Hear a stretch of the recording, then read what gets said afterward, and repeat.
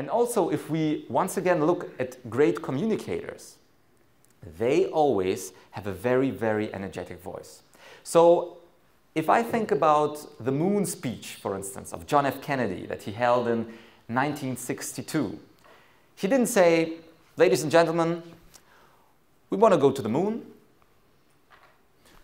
Just an idea. Well, I think the Russians have this Sputnik satellite, and I think it would be nice if we also did something, right? So yeah, idea that I had with my colleagues, maybe, I don't know, do something bigger? The moon? Let's go to the moon." That was not the way he spoke. So whenever you want to listen to John F. Kennedy and how he transmitted his message, he said, and I tried to copy him, and you can see the original on YouTube, "We want to go to the moon. We want to go to the moon not because it is easy, but because it is hard." Or if you think about another great speaker, Martin Luther King, when he spoke his famous "I Have a Dream" speech, he didn't say, "Yeah, well, guys, nice that you are here in Washington, D.C. It's good weather, sun is shining. I have a dream, I don't know, maybe that we create equality between the genders, and it would be nice if we got less discrimination in the world. So, if possible, let's treat each other nicely and be kind. Thank you for your attention." That's not how he spoke. If you listen to the original footage of Martin Luther King, he said,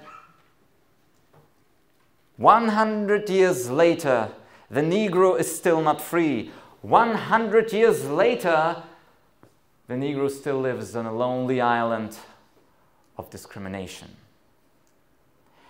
I have a dream today that my children will not be judged by the colors of their skin, but by the content of their character.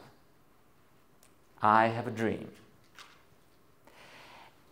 And this is, of course, a voice that is really engaging and wants us to motivate and to change our perspective. Now, don't get me wrong.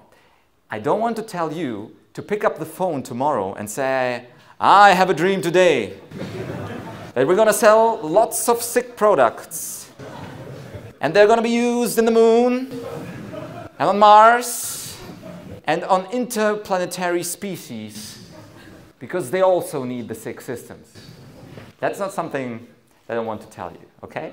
But obviously there is a big difference between an "I Have a Dream" speech or the moon speech of John F. Kennedy and the standard voice that you have. Now, I don't know you personally, but I know you personally because I have lots of workshops where we practice voice, and the standard voice of the people is not engaged and has no energy in them.